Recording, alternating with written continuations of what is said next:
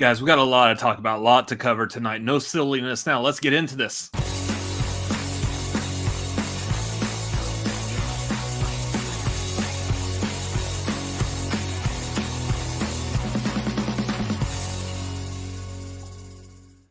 Ladies and gentlemen, we are the Cinefanatics. This is the tagline, and the SAG strike is over. Praise whoever you praise. I'm trying to be inclusive here, okay? Whoever you praise for anything, they did a good job. And I'm Chris Adams. Yes, Robert Adams, whatever. Like, here's the thing. YouTube things aside, this is a big night. This is a big, big day. I'm going to go ahead, like, right off the bat. Jeremy, love that the strike is over right before taglines. Very fitting. Finally, big news breaks before we go live instead of exactly right after or the next day. Yeah. Finally. And what's weird about that is we used to do the tagline on, thanks, William. Appreciate it. It's all us. We did it. Amy Adams and her brothers ended the strike. Let's go. I will take that kind of clout. I don't know how well it's going to last. Pretty sure someone will probably figure that out pretty quick, but I will take the clout for now. Everybody in the chat, chant with us. Adams. Amy. Well, okay. She didn't do anything. She could have been a part of the... I don't know. She might have. Anyways, my brain is all over the place more than usual because, so typically, it'll give you like a little bit behind the scenes. Usually like in the later evenings, this one over here likes to go take like a walk around the neighborhood, which I should also be doing, but I'm lazy. So walking, what's that? Ew, sounds very hard and I don't want to do that. It's actually very relaxing and nice. Yeah, so's my bed. So anyways, so he goes for a walk and typically kind of shuts himself off from communication I get it. To some degree. Yeah. So as soon as he came back, I immediately, the second he walked in the door, like, dude, did you hear the news? The strike is over. You did. You crazy son of a bitch, you did. It's like, yes. It ended, the news broke and it ended in the exact 15 to 20 minutes that I was not getting on Twitter during the end of my walk. Yeah. So judging by the time I was joking with him, like, man, you must have put your phone like back in your pocket and immediately it hit Twitter. No, I was playing Pokemon Go. Oh, man. Because of course I was.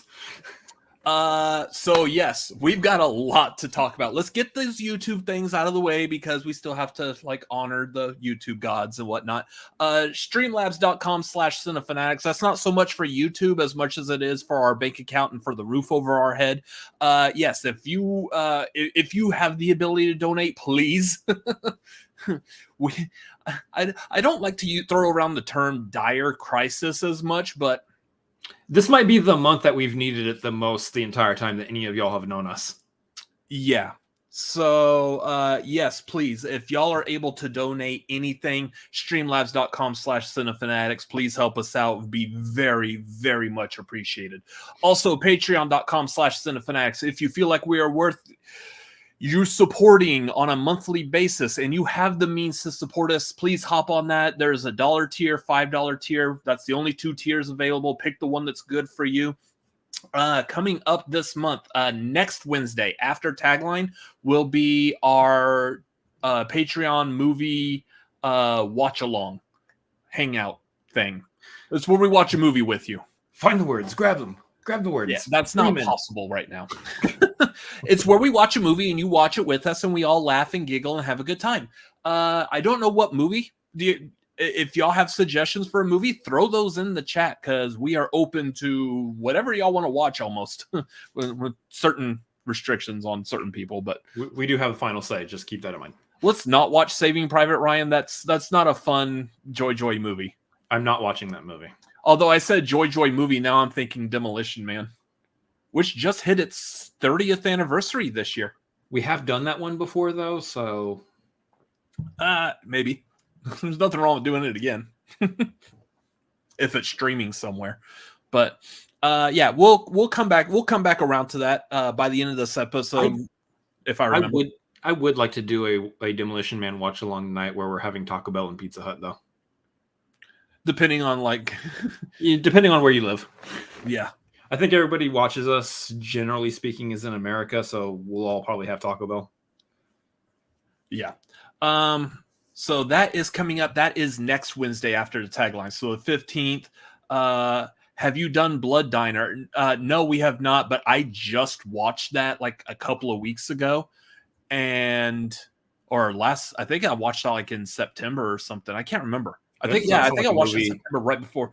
So Blood Diner was going to be screening at Fantastic Fest also.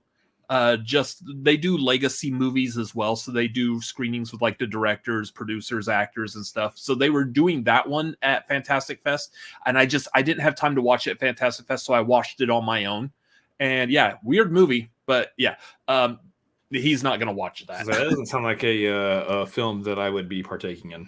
No, it's not. But we'll take watch-along suggestions of movies that don't feature gratuitous amounts of just out there violence and gore. Yeah. That one gets a little gory. So yeah. Any other suggestions? Jeremy, I did enjoy Nimona. We will talk about that here in depth here in a minute as well, because I'm eager to get to that. It's been a fun week. I'll just say, somewhat of a fun week, relatively speaking here. Anyways, movie trivia for Patreon, that will be on the 29th, not the Wednesday before Thanksgiving, but the Wednesday after Thanksgiving. So we get stuffed on turkey and then join us for some trivia. So we will be doing that. That is going to be Wednesday, the 29th, 8 Pacific, 11 Eastern. I'm not sure if we decided to do Tagline the Wednesday before Thanksgiving. We may cancel that one. Who knows? Stay tuned. We'll know at least by next week. So yeah. Anyways, so yeah, that's what's coming up for Patreon. Upcoming shows tomorrow, probably later tomorrow evening, we will have our spoiler-free review for the Marvels up. We are going to see that tomorrow. So excited. And well, let me tell you, for the movie, I'm excited enough for the movie. I'm not excited about putting a review out on the internet. No, this does not seem like a good time to be doing. We'll talk about that here in a minute. Also, sometime this weekend, my plan is to do a short video ranking all of the Marvel movies that have come out this year. So I know I want to do that. I don't know if Chris, if you're going to have the time to do it, please don't. I'm not trying to get you to commit to anything, but probably shouldn't I?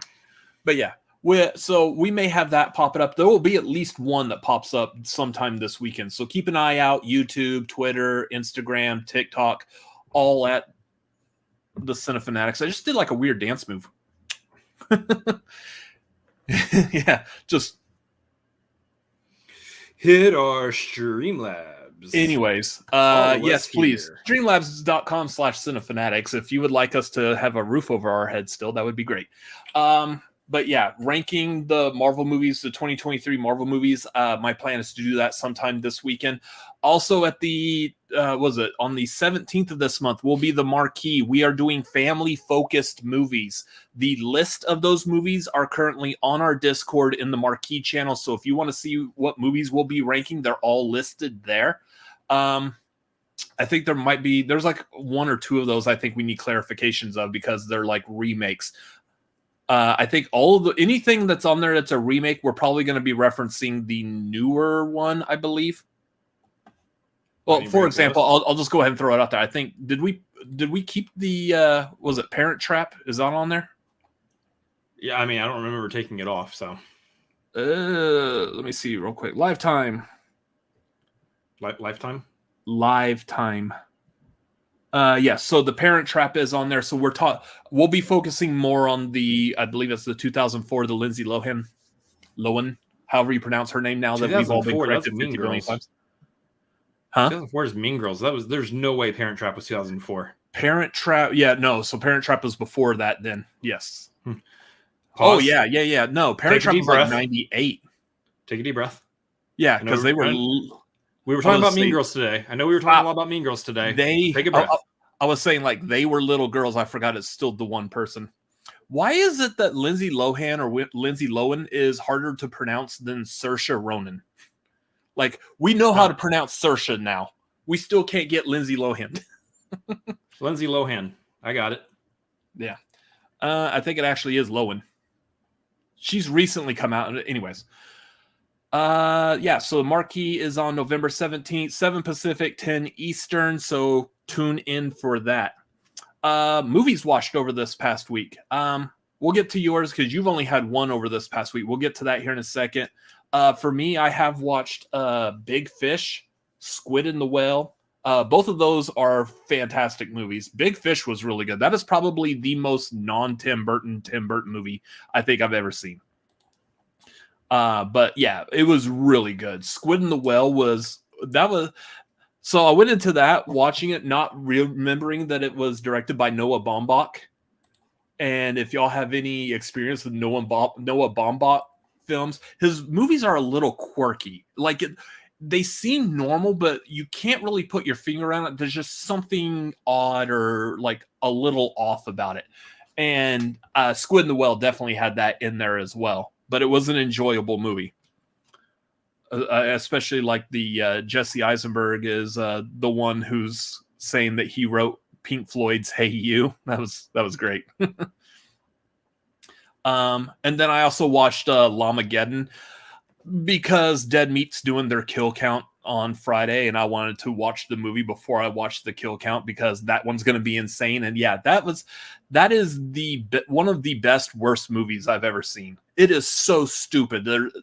It is off the wall bonkers. To give you all any kind of a hint of how stupid and fun this movie is, this whole movie takes place over the course of one night, like in one house. And there's one guy, he's there the entire time. They're having like a house party. The entire time, this one guy, every single scene he's in, he's wearing a different shirt for no reason. We don't see him changing shirts. There's no reason given as to why he would be changing shirts. And none of the other characters call him out on it. He just walks into a room wearing a different shirt each time we see him. It's great. It's little intricacies like that sound like they are stupid, but it adds to charm of the movie.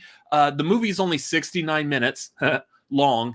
Nice. I believe it's available. I think I watched it like on Tubi or something. I don't know. I think it's available to stream I watched it on Amazon Prime.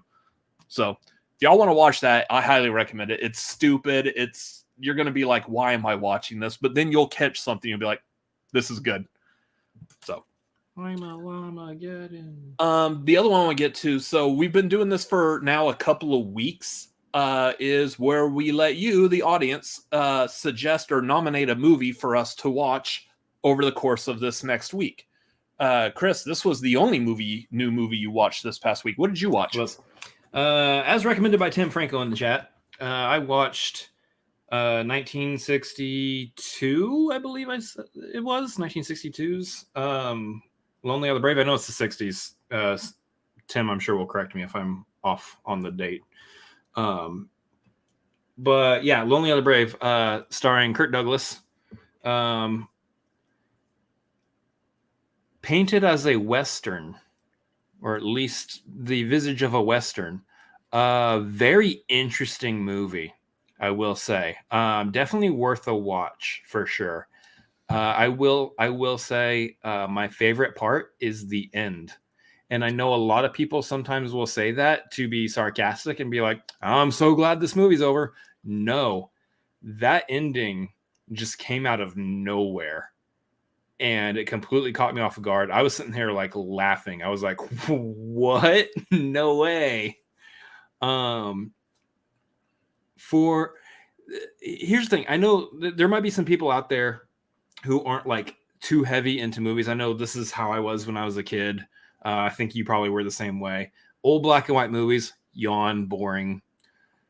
As a child, no. I think what broke me of that is watching 12 Angry Men. 12 Angry Men. 12 Angry Men and A Raisin in the Sun, I believe, with Sidney Poitier. I think those movies kind of broke me of that a little bit. Now I'm deeply fascinated with the risks that they took back in those days with film, because I would think my brain, I think maybe a lot of people's brains, I'm going to speak for a lot of people, this mysterious group of people. I think everyone thinks that movies back in the day didn't take risks. They kind of just followed a standard through line for how do we convey a story on film.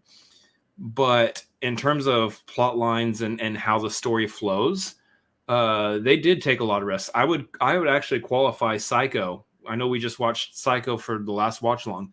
I qualify that as a risk, given the fact that you are following who you deem the main character up until halfway through the movie, and then you're no longer following like a main character specifically anymore.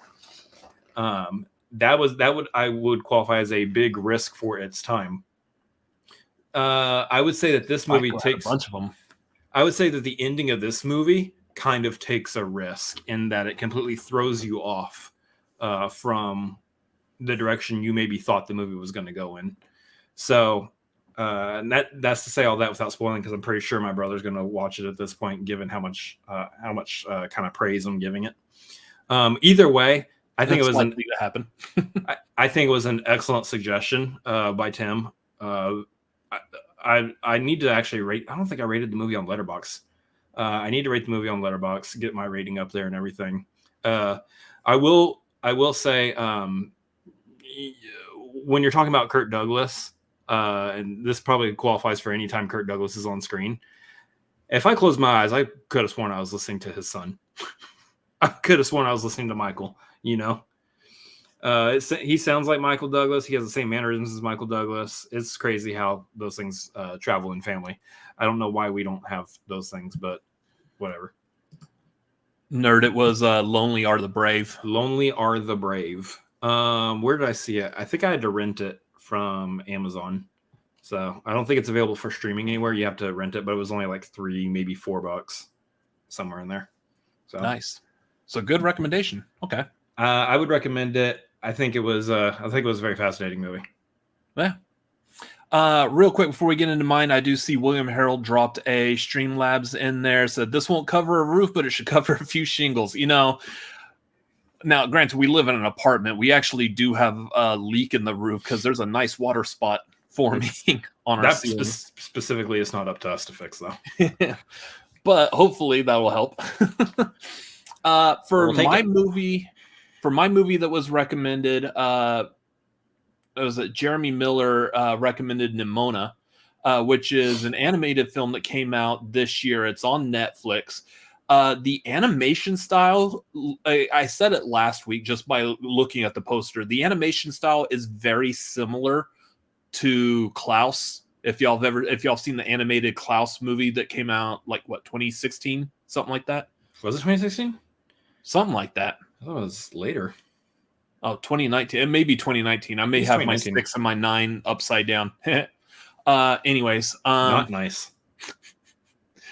But yeah, it's very similar to that. It is a very enjoyable movie. It's one of those, like, typically I'm not into like medieval fantasy kind of movies, but this is like what happens if you have a place that is like Dark Ages, medieval times, and it just stayed that way while time progressed, and now we're in the future. So we've got like flying cars and like computers and tablets, but we still have knights and like shining armor and kings and queens and dragons and stuff. It's really, really interesting. That was a great concept. And I feel like that was what I needed. Okay. Medieval fantasy, but in the future. I would call this Star Wars. Not quite. This one still is still heavily rooted in that medieval time with like knights and stuff. But yeah, I think that's what really made me enjoy it, is because we still have that, but we're in the future. So it was a nice like little mix there. The story of it is really good. I had a lot of fun just watching the interactions between the two main characters, because a lot of it kind of seems to flip-flop throughout the story. The voice acting was great. That was Riz Ahmed as the the lead knight, and then Chloe Grace Moretz as Nimona? the shapeshifter Nimona. Yeah. I was going to say, probably the titular character. Yeah. The other thing I really liked about it was the usage of the Banana Splits theme song in there. Again, those of y'all that may not be familiar, Banana Splits was a Sid and Marty Krofft show from back in the late 60s. Kind of like a precursor to like Barney and Friends and the Muppet Show, Sesame Street. I can't remember if it was exactly geared for like younger children, but it was a show for kids. And then seemingly in recent years, Warner Brothers got a hold of that property and they turned it into a horror movie because they couldn't get the rights to Five Nights at Freddy's. So they went with the Banana Splits, which is a great idea, but just weird execution. Anyways, their theme song is used in Nimona a lot. And you've heard their theme song. It was also used in, I think it was the first Kick-Ass movie when Hit Girl is just killing fools down the hallway, and you hear that band la la la la la la la. That's the Banana Splits theme. So they play it in Nimona. Of course, they played it in the Banana Splits movie. It's great. So I really loved that on there. But yeah, that was a good recommendation. I feel like both of us got really good recommendations for this past week. So let's do this again. And only this time I'll take Nimona and he'll take Lonely of the Brave. Got it. Nailed it. Good job, guys. Let's do this again. So again, real quick, rules are first recommendation in the chat that we haven't seen, we go with. There are stipulations to it. We do have vetoes. Put our name next to it too. Well, I mean, we do this one at a time, so. Oh, sure. So, for example, we're going to start with me. First person in the chat to list a movie that I haven't seen. That will be a movie I watch over the course of this week. I'll talk about it on Tagline next week. So, who's got a movie for me? I like how William Harold said, Star Wars is set before medieval times. If we consider the idea that Earth might exist somewhere within the Star Wars universe, maybe. I kind of I'm curious to see if they ever actually do like visit Earth so we could see. Not. I doubt they would. I hope not. Mainly because that will signify in what period of time. William Harold, I've seen Ice Cream Man. It'd be funny if they visit Earth and there's just dinosaurs everywhere. Yeah, it's still like the beginnings of Earth's progression. Yeah. Oh, Tyler, I am there with you. Hope you're doing okay, man. Yeah, it's been it's been a rough week, to say the least. Yeah. But yeah, I've seen Ice Cream Man. That was Clint Howard. It was a silly movie. He needs his grenadine for his ice cream treats. In the meantime, y'all also can come up with ideas for me too, since we're not wanting to delay too long. We want to move the show along, so Oh, Tim Franco was saying Ghost Watch. Ghost Watch. I don't think I've heard of that. Well, I might have. There's a wider library of movies that I have yet to see, so you're gonna have an easier time finding a movie for me than you probably will for him. Is this the 1992 BBC TV movie Ghost Watch?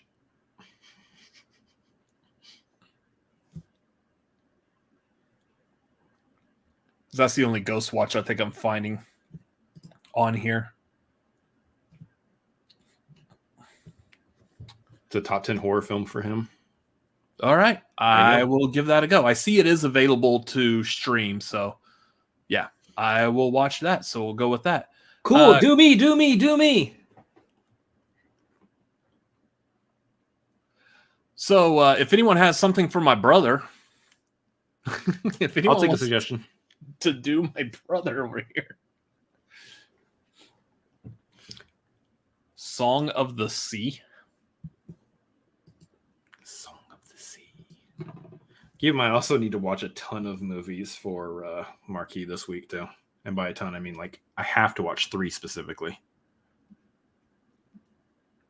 Okay.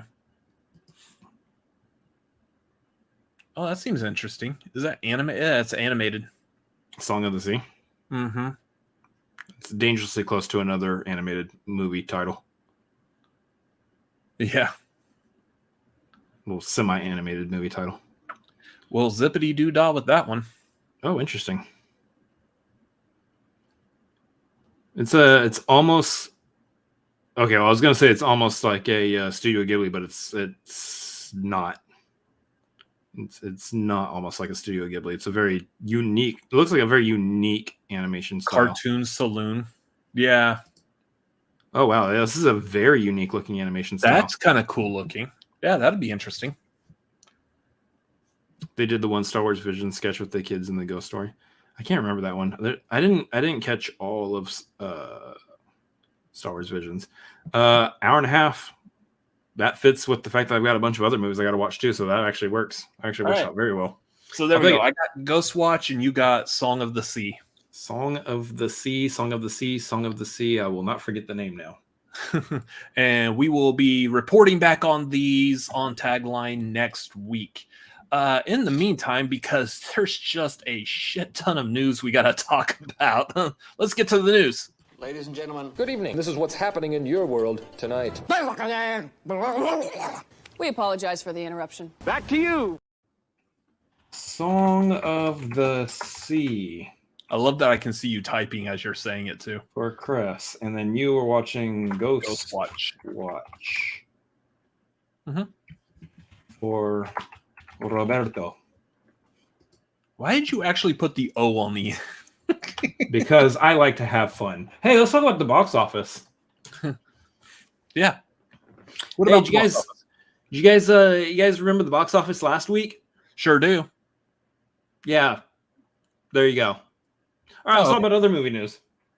Is it really the box office is exactly the same? The numbers are a little bit different, and there's a few movies that aren't in the same spot. But basically, your 1, 2, and 3, Five Nights at Freddy's, Taylor Swift, The Eras Tour, and Killers of the Flower Moon are all still 1, 2, and 3 this week as well. But I will say, in its second week, the big news story there is that Five Nights at Freddy's did have about a 76% drop off, which is a mega drop off. It went from making money to making less than 20 million this week. So that movie is not going to have legs. And I think we all know a couple of the big reasons why. The major reason why being that it's available on streaming, and instead of people going out to the theater for their second viewing, they're just doing their second viewing at home. So. I will say, though, that given the numbers and what Universal, Comcast, Peacock has stated, it is one of the highest Peacock selling movies, basically, that they've had on the service, because it's one of the highest viewed, if not the highest viewed movie that they've had on the service thus far. So I think they're still saying that it's the highest what are we talking Video about? Box game? office. horror video game adaptation. Yeah, the highest horror movie, highest grossing horror movie of this year. That makes so sense. it's beaten some pretty heavies, I would think. Like Saw 10, Saw X, I believe, has to be doing pretty well.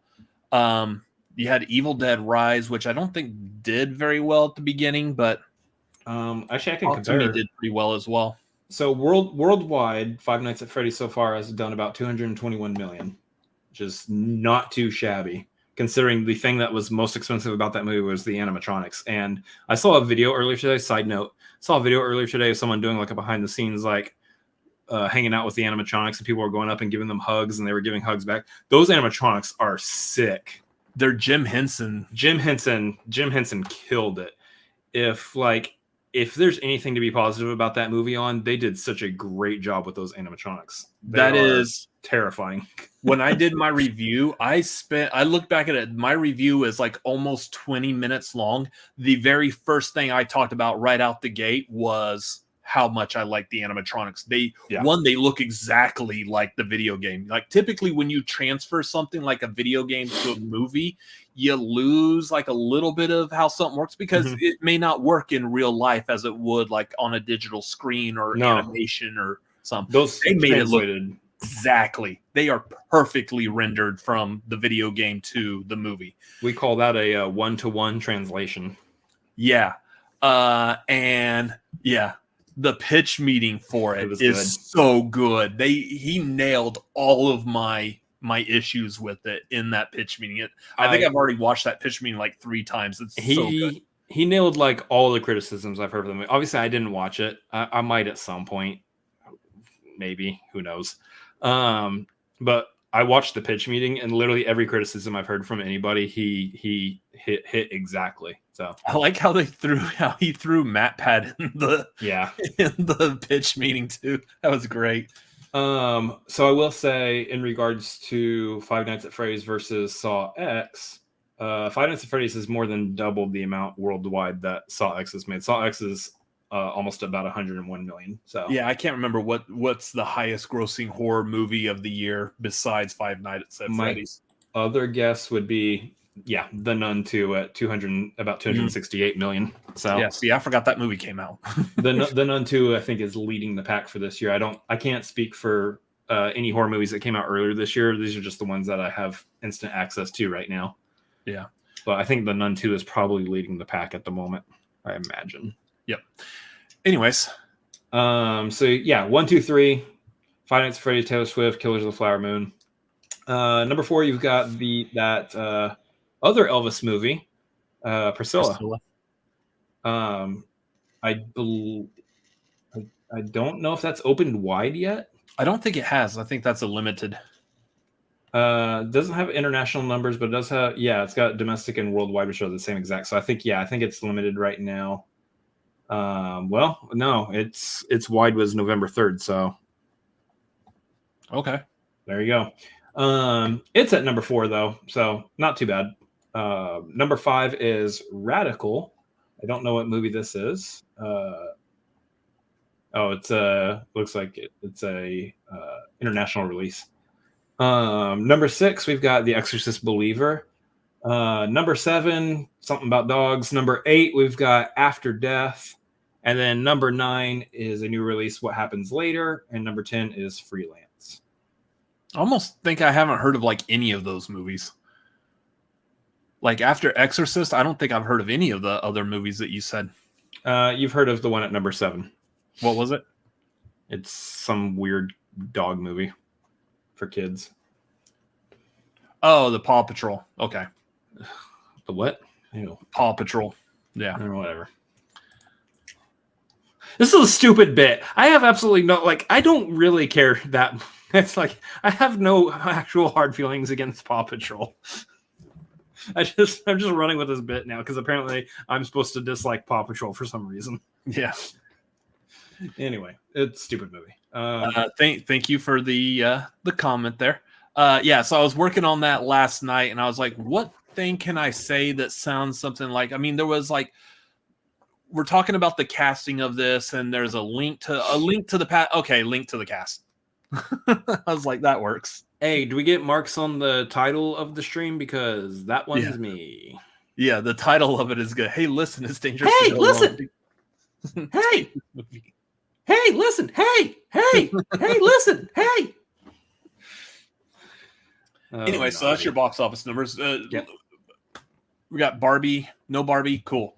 Barbie is doing great. Give me a minute. It's number 25. Nice. It's still funny that it's still like in the 20s. Can we stream that yet? I want to watch it again. Yeah. Guys, let's get to actual movie news, not just box office numbers. Yeah. In case you don't know, or you didn't see this played earlier. You did. You crazy son of a bitch, you did. It's over! Strike is over. Well, technically the strike is over as of 12:01 a.m. Pacific. So, I mean, here in a couple of hours, the strike is over. Remain on the picket line for 3 more hours, guys. Yeah. So essentially the strike is over. They're ending it as of 12:01 in the morning. So again, like here in a couple of hours, that means technically everyone can go back to work tomorrow. In the meantime, though, they are going to have to send this over, or SAG's going to have to send it over for the board to approve of it.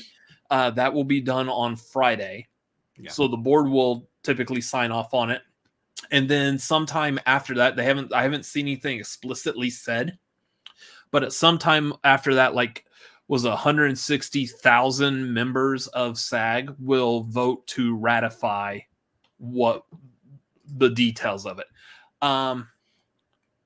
Which at this point, obviously we have to wait and make sure everybody does these things. But for the most part, we all fully expect this to all go through.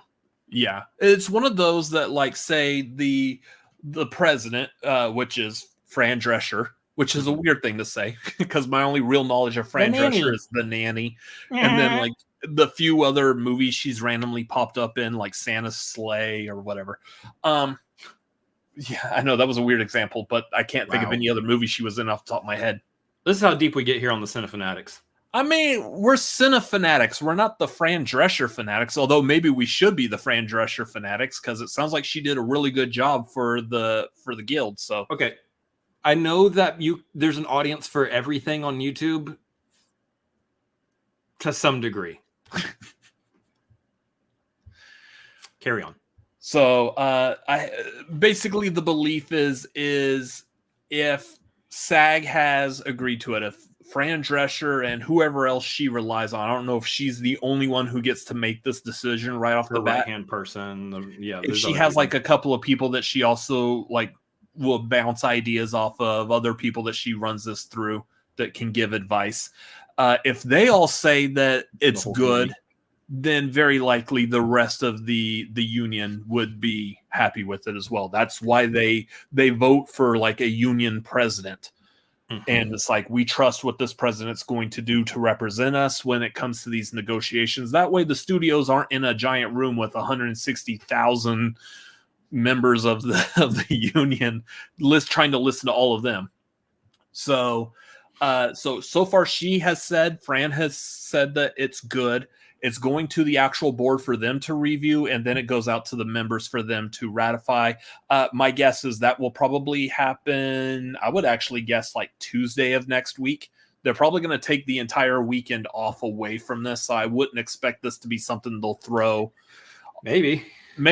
I mean, I know they were talking about still doing negotiations over the weekend as well at some point. Yeah. They were negotiating on a Sunday. Honestly, I imagine that they'll probably just push this through as quickly as they possibly can. So I don't know if they would wait till after the weekend. So that's why they are actually saying it's the SAG union that has said we'll go ahead and allow our members to get back to work as of 12/01 because they want to hurry up and get this. Even though it hasn't been ratified, it hasn't been 100% fully accepted yet, they still want to get everyone back to work and get production and everything going on. This has cost Southern California over $6 billion. Yeah, it's insane. I'm curious. Days. I'm very curious if we see like Brie Larson and everybody part of the Marvels getting the call, hey, you're on press tour immediately in the next 2 days. Probably not, because I have to believe that there is also, and I know we've heard some kind of details about this, that there were people like actors who are out there that still are just living their lives in the meantime. They may be on a vacation or something. I know that I recall hearing that there was not a command, but there was a notification that like it's all hands on deck. Something could be happening anytime soon, which I believe is the nice way of saying, hey, stop planning your vacations. You're about to go back to work. Mm-hmm. So I believe they may have something like that. So they might not catch everyone off guard, but I'm willing to bet there's still like some leniency that has to be given as to some people may not be immediately available to snap when the studio says, all right, you're back on. Yeah, for this, I think the fact that the Marvels officially releases basically tomorrow, tomorrow evening for the early screenings. I think there's enough time for them to gather a late game press tour for it. You're not doing it immediately before. You're not even probably catching it the day of or necessarily the day after. But I imagine we will see some fun like internet banter videos with the cast of the Marvels starting probably sometime late next week, I would imagine. Yeah. Like some kind of, like your normal like BuzzFeed type fare where they're getting together and doing fun little quizzes together or something like that. Yeah, I imagine we'll see something like that pushing or through like late next week. Perry Nemiroff interviewing people for Collider. Yeah, wasn't there was like what was it? Emma was interviewing the cast of the Ninja Turtles movies and playing games with them. Mm-hmm. Yeah, so seeing stuff like that. Yeah, I miss those. Those were fun. Or like the cast would go and do like the Wired autocomplete.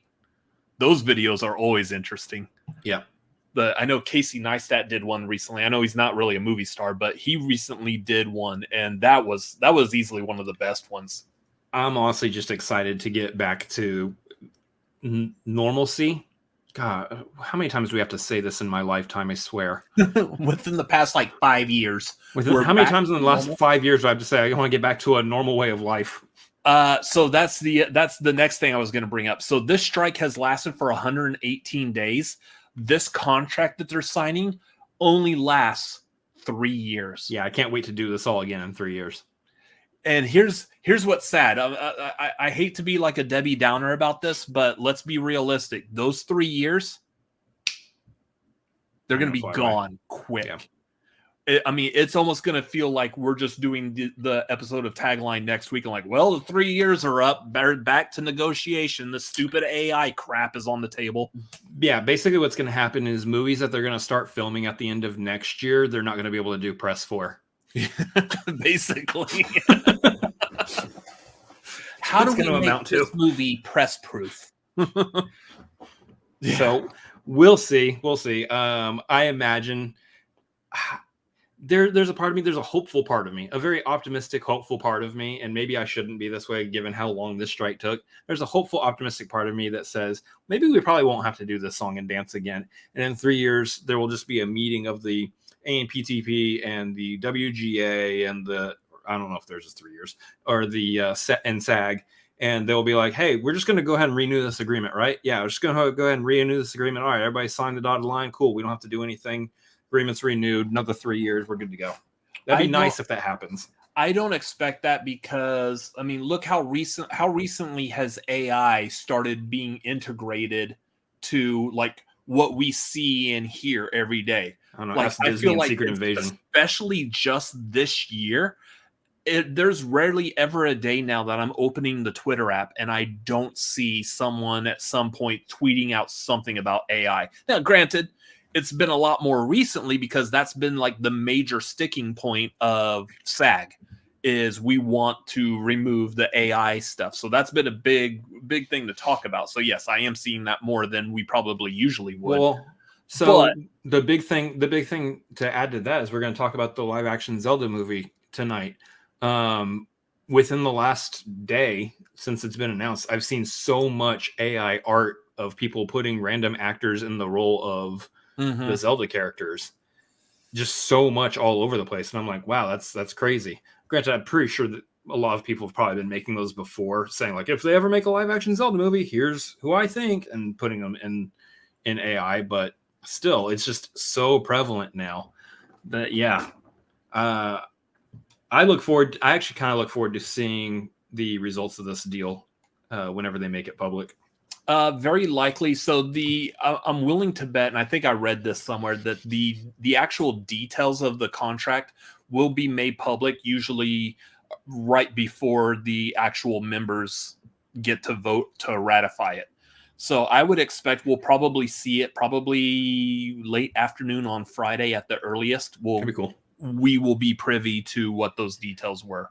So I know like the major sticking point again was the AI, and that when the studio sent out their best, last, and final, whatever, that they still had AI on there. And that was the major thing for SAG is like, no, get that the hell off of this negotiation.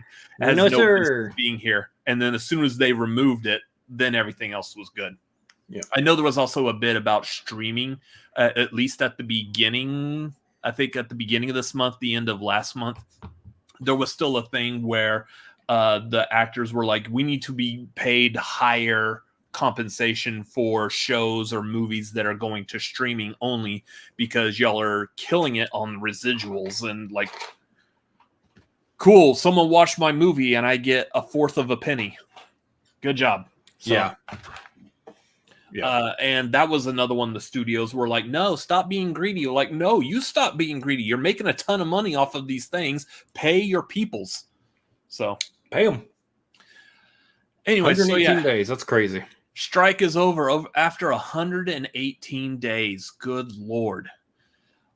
Next year, the schedule for movies next year is going to be just insane all over the place. I'm willing to bet over the course of this next month. So get used to this. This will probably be a recurring segment on the tagline. I should probably make like a video or a screen or something that over the next couple of weeks, we will probably hear about this movie's being delayed or this movie's being rescheduled to this date. We're going to start like finalizing these dates that movies are going to be coming out. This is interesting because they just, I mean, within like the last week and a half, they just took Deadpool 3 off of the schedule. How fast do they get back and get Deadpool 3 back on the schedule? And do they put it back at that date or do they have to push it back by like a month or however long? And that's going to depend on how quickly they get, how much more they have left to film and how quickly they can get the actors back to, I believe, like Vancouver or wherever they're shooting. What's going to be interesting is that they're going to do like some fun little, if they have time to do it, some fun little video with Ryan Reynolds as Deadpool going, about time I can come back to work or something. I would love it if they did some kind of breaking the fourth wall. Like, well, here's all the footage we shot before the strike, just so you know. Doesn't really have anything to do with the plot, just giving y'all some inside information. Anyways, back to the movie. Like, something like that would be kind of funny. I doubt they'll break that kind of a wall, but it still would be fun. The fact that Ryan Reynolds can now ad-lib on set and the fact that he can now go back to set, I can't imagine there's not going to be some kind of writer-actor strike joke in there somewhere in that movie. There will be some kind of a strike joke in that movie. Absolutely 100% guaranteed, betting money on it. There will be a strike joke in there. Mm-hmm. It's going to be great. So, speaking of Marvel, let's get into a little bit of Marvel news real quick. So over the past week, they have officially announced that Blade is going to be rated R. I know we talked about this like last week. We were giving like some hypothesis, some ideas, what we think. Now we've got confirmation that they are shooting for an R-rated Blade. I'm happy with this because I think the character of Blade needs that kind of tone, needs that kind of violence. Otherwise, I feel like it would be watered down and not necessarily appreciated as well. But I don't expect it to be any more violent than what we got in the original, 98 Blade. That being said, I know Blade 2, the Guillermo del Toro, was way worse. I mean, there was a guy that had his back like cut open and like some other dude was eating his organs or something at a bar. We're not going to get that level of gore or grossness out. I don't remember any of this, and I've seen all three of the movies. Yeah, it's definitely in there, but must have been in shadows or something. Oh, it's like right in front of the screen as the camera's passing by. Every time I've watched that movie, I've caught. I was like, ew, that's gross. Anyways, weird. But yeah, I don't expect that level, but I would expect probably pretty close to what we got in the original Blade movie. If not, maybe even more toned down than that. My biggest thing on this is that, and maybe some people might consider this a hot take, I don't see this sticking. I don't see it sticking. I can see it sticking, but I don't necessarily see it sticking. I think there's a good chance, and I think everybody should take this Blade's going to be rated R news. What's the word? Trepidatiously. Or with a grain of salt. Yeah. There's a chance that they could revert it back to PG-13. Keep a couple things in mind here. One, Kevin Feige is on record for stating that all the MCU movies will always be PG-13 movie, and he has yet to on record rescind that statement. This could be him rescinding that statement. With the exception of Deadpool. Deadpool 3 doesn't really count because it's already part of of the Deadpool trilogy of movies. Mm-hmm. And it's kind of an outlier in that it's a multiversal story kind of pushing its way into the MCU. Hasn't really been part of the MCU up until the point where they've stated that technically all the Marvel movies that have existed are multiversally wrapped in, which no duh, kind of figured that one out on our own. So Deadpool's kind of an outlier where he doesn't necessarily count, but kind of counts, but doesn't count, kind of thing. But yeah, I don't necessarily know that I see this sticking for one, that regard, and two, tone wise, Blade being able to mesh with the rest of the MCU. I know we've talked about this. If everybody in the Blade movie is talking about MFers ice skating uphill left and right, which if it is going to be rated R, they definitely need to re-include that line because that's an iconic line. But I don't necessarily see them being able to do that in the Blade movie, and then all of a sudden everybody's ushered into the rest of the MCU and nobody sounds or talks exactly the same as they did in the Blade movie when they appeared in that. It totally does not mesh. It can't mesh. So yeah, I would say also because we are looking at them rewriting Blade right now and having like a whole new set of people kind of in charge of running the show and making it work, that there's a lot of things potentially being said or being thrown out there that aren't necessarily 100% confirmed. I think don't trust anything until Kevin Feige himself says it, more or less. So we will see. I don't have my hopes up that the R rating is actually sticking here. Yeah. So other Marvel news, sort of. This is kind of something we touched upon earlier. Tomorrow we will be doing our spoiler-free review for the Marvels. Neither of us are really looking forward to this because the internet is a cesspool of people on talking about these reviews. Internet's It's exhausting. not the reviewers. I think for the most part, most of the reviewers that I've seen have had like good, solid reviews. Even the people that are like, it was a good movie, and that's their review. But I haven't seen anyone come out and be like, well, this movie would be great if it wasn't for all the women in it. Like, I haven't seen anything like that so far. Those are going to be coming, I'm willing to bet. But it's everyone's response to it. Like, if you hated the movie, then you're honest. But if you like the movie, you're a shill. Like, well, no. If you hated the movie, and specifically if you hated the movie and you're a man, you're a misogynist. Oh, that if you too, like, yeah. If you like the movie, you're a woke Disney shill. And it's exhausting on both ends. It's incredibly exhausting on both ends. Like, just let people enjoy what they enjoy, not enjoy what they don't enjoy, and talk about the movie. So for me, I will say from the point of view of this is the kind of thing that that hurts my depression is the lack of common sense. We are completely ignoring that it is fully possible for a person to like and dislike a movie. That's fine. Just because they like the movie, you don't jump to, oh, they must be a shill. There's a chance that they like the movie. You're going to hear our honest opinion. We have less than 2,000 subscribers. Please hit that subscribe button if you can, if you haven't already. But we have less than 2,000 subscribers. Nobody is paying us anything to do anything. Disney's not paying us for our opinion. They don't know who we are. Likewise, if we don't like the movie, there's no one that's like commanding or puppeting us saying you must like tell the public you don't like this movie so we can. There's nobody doing that. Even if there was someone who would do that, again, we have less than 2,000 subscribers. We're not influencing anyone. That being said, now that these strikes are over, if Disney wants to send us a sponsorship deal, we'll 100% do a sponsorship deal for whatever movie's coming out. Keep in mind, we're still going to be honest in our review, but we'll take sponsorship money. Yeah. If I had it my way, I know like when you get sponsorships and stuff later on, if I had it my way, I would want to make any contract that we sign something that I can make public. This wouldn't be like we sign a contract behind closed doors and like there's an NDA about it. No, there'd be a hashtag ad. If I could, I want it to be transparent. I would want people to see like, hey, that's legally, that's how most ads work now. You do a hashtag ad segment, basically. Yeah. Also, yeah, 100%. We were destroying Barbie for months before it came out, and honestly, Fruity still sucks.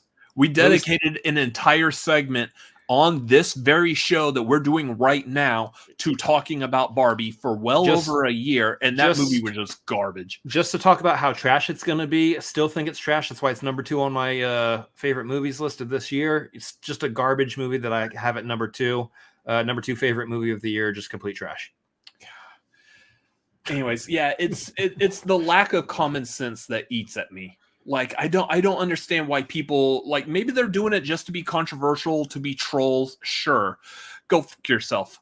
But I mean, otherwise, it's, if these are people who actually honestly really think this way. I put out a tweet earlier. It's like, if you don't trust people, if you hear good reviews and you're thinking they're a shill, what's your life? Because you can't trust anyone. You can't trust your family. You can't trust significant other, kids. Like, you are a broken person. There's something not right with you if you just can't go out and just be able to trust things.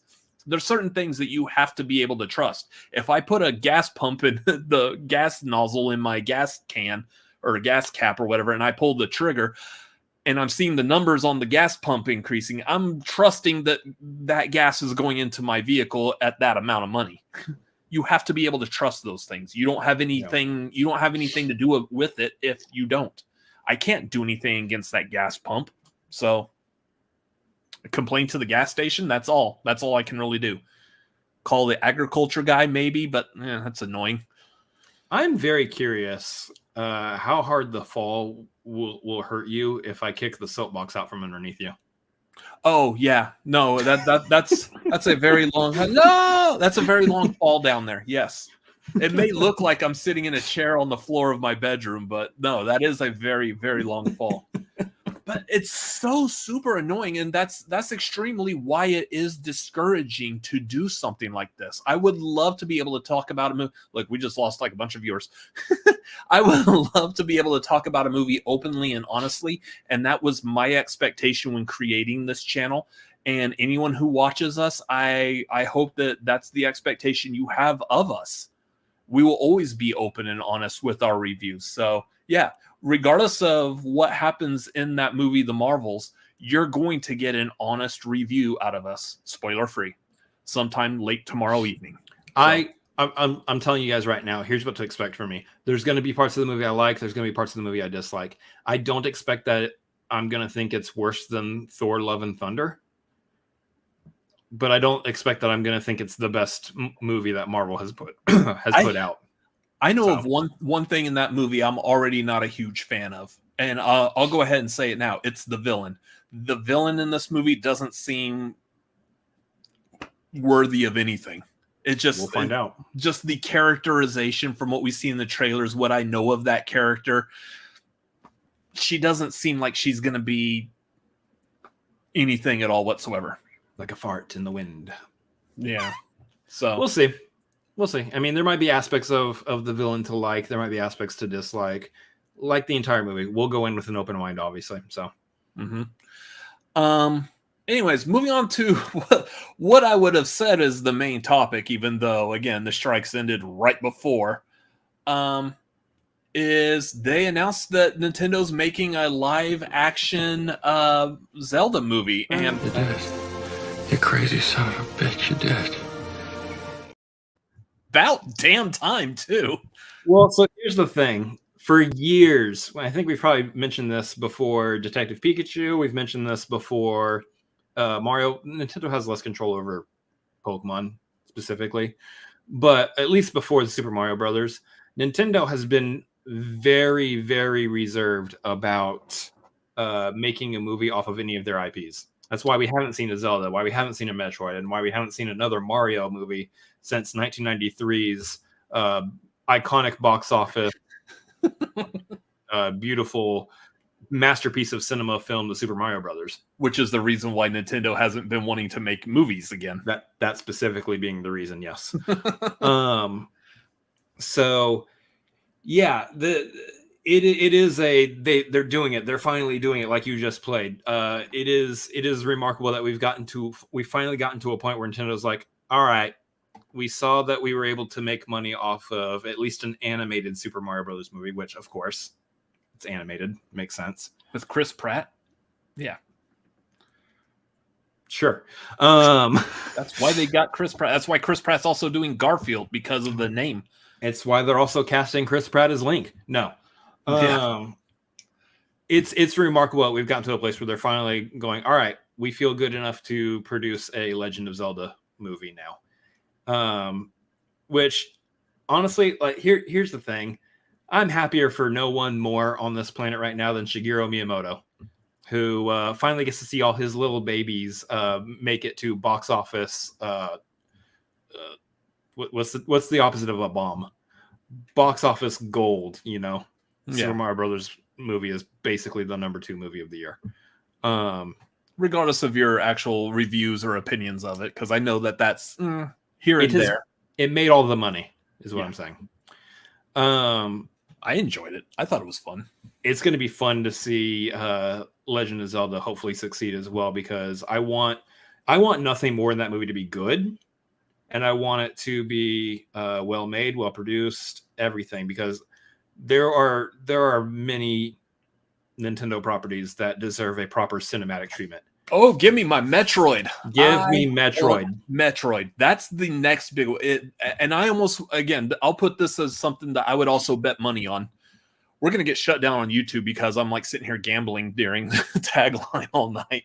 I'm willing to bet once we start hearing like some positive things before this Legend of Zelda movie comes out, they will announce a Metroid movie. Potentially. Like they'll release the casting for this Legend of Zelda. They'll see the internet is like, oh, this is a good cast. We enjoy this. This is gonna shape up pretty well. Then they'll move on and they'll go ahead and greenlight Metroid before Legend of Zelda even comes out. I think a live action Metroid and an animated Star Fox movie are next on the block here. F-Zero. F-Zero hasn't had a game since like the GameCube, so probably not. Seems like a good time to release another F-Zero game. Yeah, it's been a couple decades since we've seen an F-Zero game. So. And then the post-credit scene is all of them coming together for either a Mario Kart or for a big super brawl, whatever. Link was in Mario Kart as a DLC character. The random Nintendo characters are not coming together for a Mario Kart. Or the Super Smash Brothers. That would be fun. I can't see them doing a Super Smash Brothers movie. As fun as that might be, if they can pull it off and do it well, I just can't see that. Conker's Bad Fur Day, the movie. Oh my god, that's on the list. It's right up there with Echo the Dolphin with Sega. That would be insane. Anyway, I don't know. So the news on the Legend of Zelda being that was it Wes Ball, his name, is directing it, and which hit or miss. I believe the person who wrote Jurassic World and Detective Pikachu is writing the movie. Which, here's the thing. Not bad. I'm not a fan of Jurassic World, but I can't necessarily say that it's a horribly written movie. It was better than Jurassic Park 3. It's definitely better than Jurassic Park 3 for sure. And it's the better of the Jurassic World trilogy. I would agree with that. Well, yeah.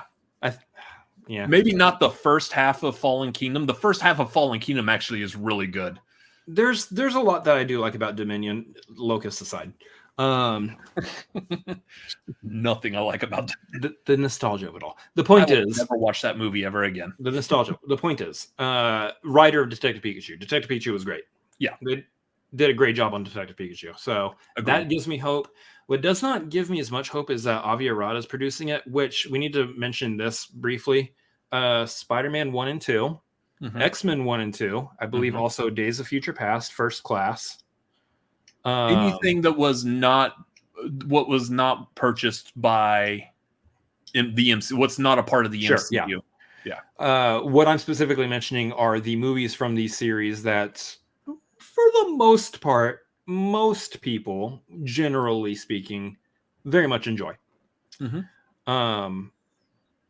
is also on the movies that they don't enjoy, but what I'm saying is that there are movies in these series that we know of and love fondly that his name is attached to. So he is capable of making movies that we enjoy. His wonderful box office blockbuster blast known as Bratz. I love The the alliteration problem, there. the problem is that he has produced things Brats. that we either have not seen or don't necessarily enjoy as much. And Or you might not even know about. Did y'all know there was a movie made about the Bratz dolls yes, way back in the day? pretty sure his name is now technically his name is attached to the Into the Spider-Verse movies. He's not top billing producer on that. I think he's just production on that because I think he's attached to, well, I don't know. I guess he's just attached to extra Marvel in general, but he's also I think he's probably was on Venom. I would imagine he was on Venom.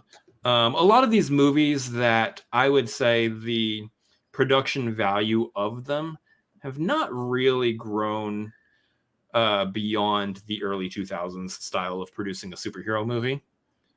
So there's so the I'm reason not, yeah, and so I'm not specifically enthusiastic about his name being attached to production here, but that doesn't necessarily mean the movie's going to be bad.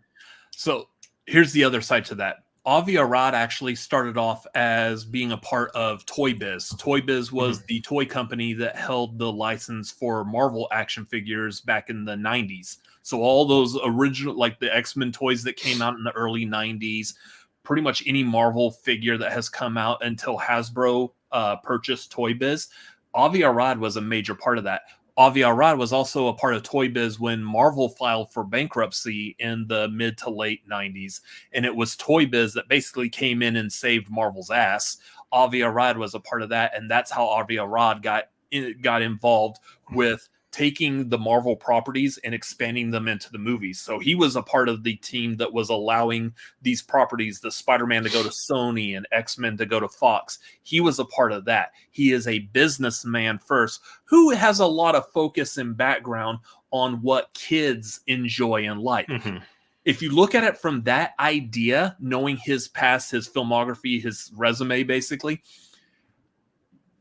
that leads me to think that there's a potential for this to be in good hands. Why Legend of Zelda and not Bratz? Because again, Bratz was so good. Let me just tell you about the wonders of Bratz was a more modern. Can we get off Bratz? And I honestly think it's a case where Avi Arad kind of like lost touch with kids nowadays when he was better at connecting with what kids liked during the early 90s, possibly back into the 80s when the first Legend of Zelda game came out for the NES. So I think this is potentially a property that might be in Avi Arad's wheelhouse.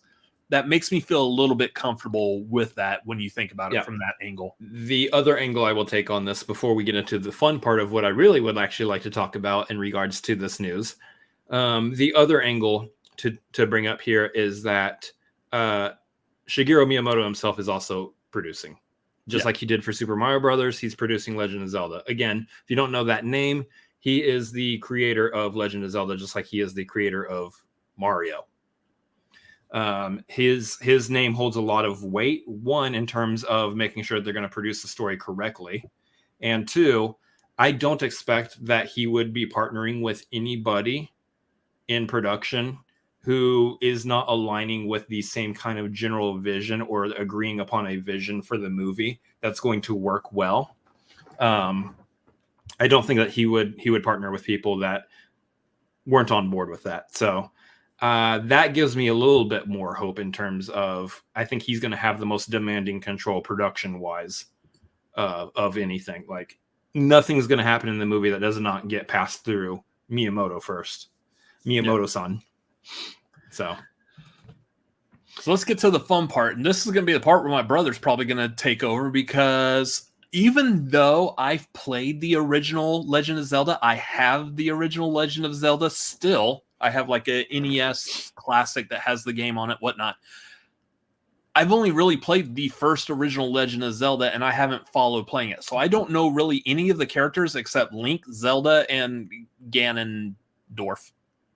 That's it. Those of you guys in the chat, we want to talk some casting. We want to talk, who do we think? Let's put out some hypothesis. Who do we think is going to be in these roles? I would love to see some folks in the chat drop your suggestions, your thoughts as well. Chris Pratt plays Link. I'm out. Pass. So while we're waiting for those, this one, so Tom Holland was honestly the first one I thought of too. And then my brother had a really good point. Tom Holland is a fine choice if A, you can get him to sign up for what would be another franchise, and B, you're wanting to jump in with Link already being older. Mm-hmm. I have a couple ideas here myself. If you go that route, you can go Tom Holland for Link.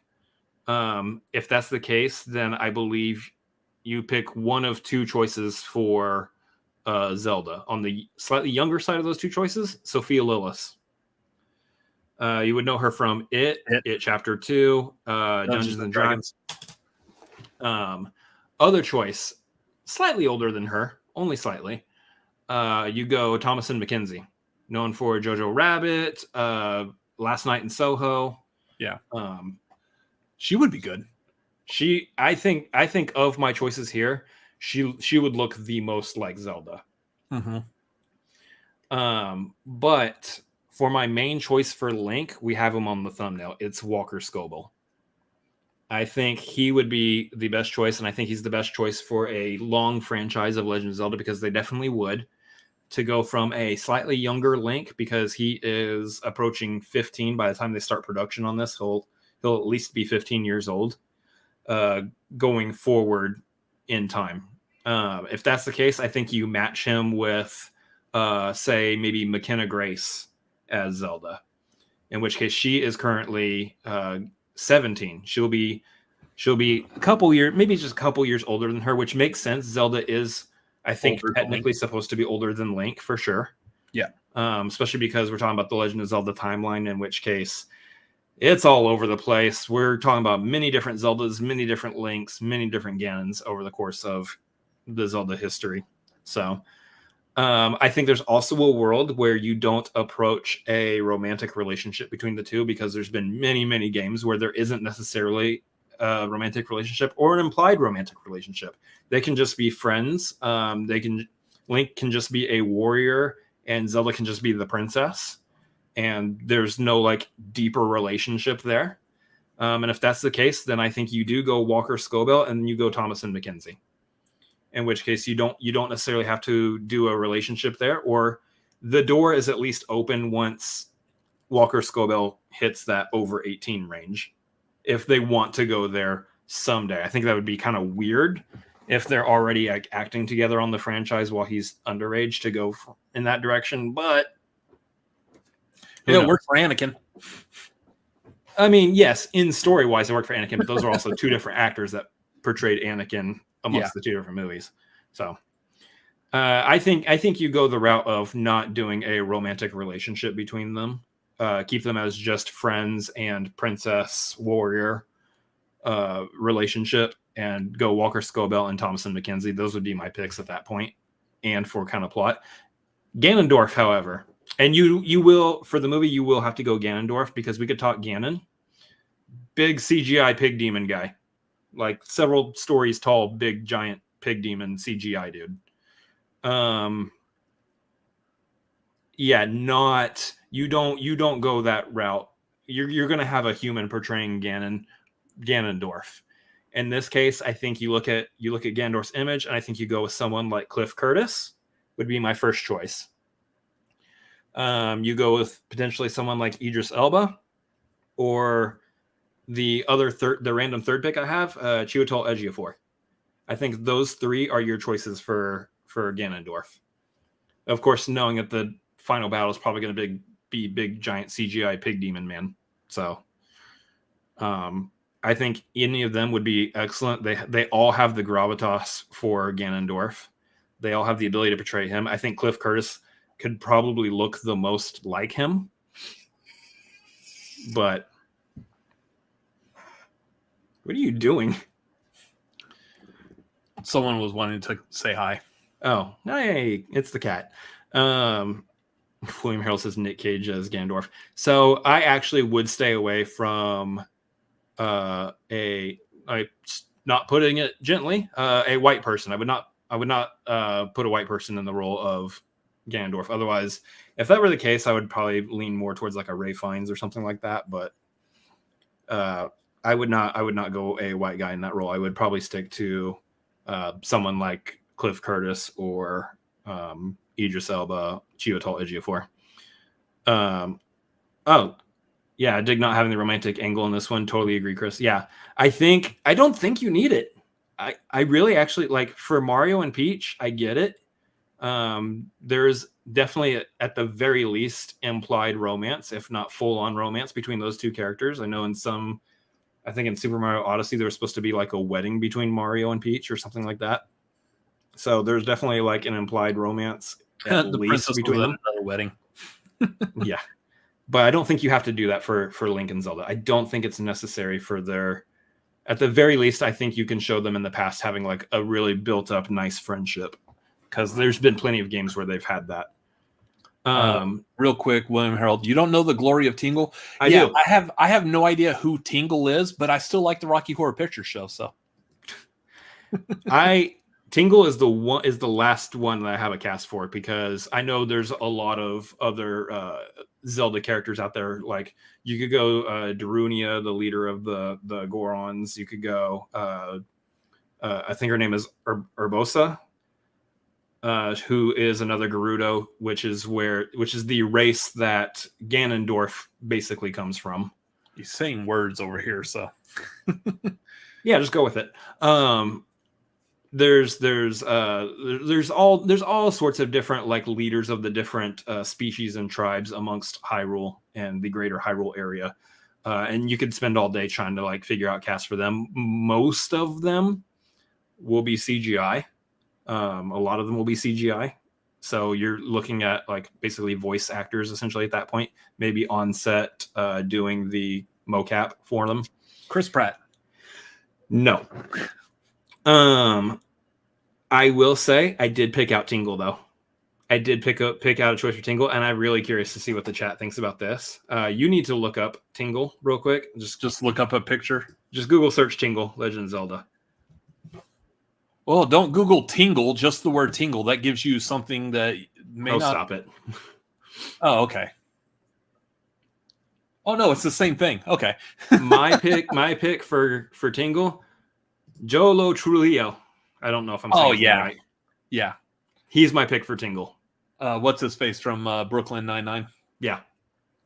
He would be my pick for Tingle. You could go all in. You could go like a Jack Black, or you could do something funky like that. A Patton Oswalt or what have you. No, I think you go in on the Jolo. I can't say his name. Trujillo. I don't know if the G is silent, but he would be my pick for Tingle. I'm curious. I'm really curious to see what chat thinks about that. But that's the fun part. I always love it when they announce a movie about some kind of like nerdy fun thing like this, whether it's a comic book movie or a video game movie, and then we get to sit back and think, if I was in the role of casting, who would I cast? I would cast Lola. I would cast Lola in as a cat in the movie for sure. They need to hurry up and make that movie. She's getting old. Yeah. So that's the fun part about this, is being able to do casting lists. Obviously, you don't really have any picks. I'm pretty sure that you've heard everything that I've said and go, yeah, that sounds good. Yep, that sounds good. Honestly, we could have some like more fun with this. Here's the thing, like this kind of a thing would be really good for like whenever we eventually are able to bring the podcast back. Mm-hmm. And that will eventually come back at some point. Because I would love to, I'd love to sit down and think over the cast of a Metroid movie. Now, granted, I know a lot of people out there be like, it's just one person. You just got to Brie Larson. You just got to cast one person. I wouldn't do Brie Larson at this point. It's the not same for character. Yeah, not for any other reason other than I don't know that she 100% looks like Samus, or wants to probably be attached to another franchise like that. Vanessa Kirby. Potentially. Anyway, we'll see. But That's my brief window into my current Zelda cast. Would love to cast the rest of Zelda. I did think that Darunia, leader of the Gorons, might be a Dave Bautista potentially, but outside of these other random thoughts here and there, I don't have anything else. Would love to hear you guys. If any of y'all are watching this on replay, put your cast list down in the comments. I would love to read them. I will absolutely respond to all of them as they pop up. I will be checking on this. So if anybody's got any cast, anything else they like to mention about what they're hyped up for a Legend of Zelda movie, because there's plenty of storylines to do. Or just tweet at you. Yeah. You can tweet at me also. Yeah. Boom, right there. Anyways, that is going to do it for Tagline tonight. I can't believe the strike is over. Strike is finally over. It's just, it's so great. Anyways, so quickly recap. Patreon. If you are a part of the Patreon at the $5 tier, next Wednesday will be the movie watch along. We'll make some kind of an announcement as to what movie that's going to be over the next day or two. So just keep an eye out for that. But yeah, next Wednesday, 8 Pacific, 11 Eastern, after Tagline. We'll be doing the movie watch along. Movie trivia is going to be on the 29th at the same time after Tagline. That is the Wednesday after Thanksgiving. Upcoming, again, we got our spoiler-free review for the Marvels tomorrow. There will be at least one ranking video of me ranking the 2023 Marvel movies on YouTube Shorts. So it will be on Twitter, Instagram, TikTok. So keep an eye out for that. And then November 17th is the marquee. We're ranking family-focused movies that are about families in different ways. But yeah, family-centric. At least 16 solid family-oriented movies. Yep. So that'll be the 17th, Friday the 17th at 7 Pacific, 10 Eastern. Otherwise, yeah, make sure you follow everything we're doing at the Cinefanatics on Twitter, Instagram, and TikTok. I need to figure out some way to put a TikTok thing in there. Yeah, I might need to change that graphic. Yeah. Follow us on all of those places. We're doing out of the theater reactions will be on TikTok. The short videos that I'm making of ranking stuff, those are also on TikTok and doing actually pretty well on TikTok. I'm happy with those videos performances on that TikTok app. And if for some reason you feel really old and don't feel like going over to TikTok, they're also going to be all here on YouTube, on the YouTube Shorts side. Oh, yeah. Trust me. I'm there with you. I'm having to learn the TikToks. So anyways, follow us on all of those places. You could follow me personally at Robert Adams MLP on Twitter, Instagram, Letterboxd, and youtube.com/RobertAdamsMLP. You can follow me at Chris Adams MLP on Twitter, Instagram, and Letterboxd, as well as twitch.tv/Chris Adams MLP. Yep.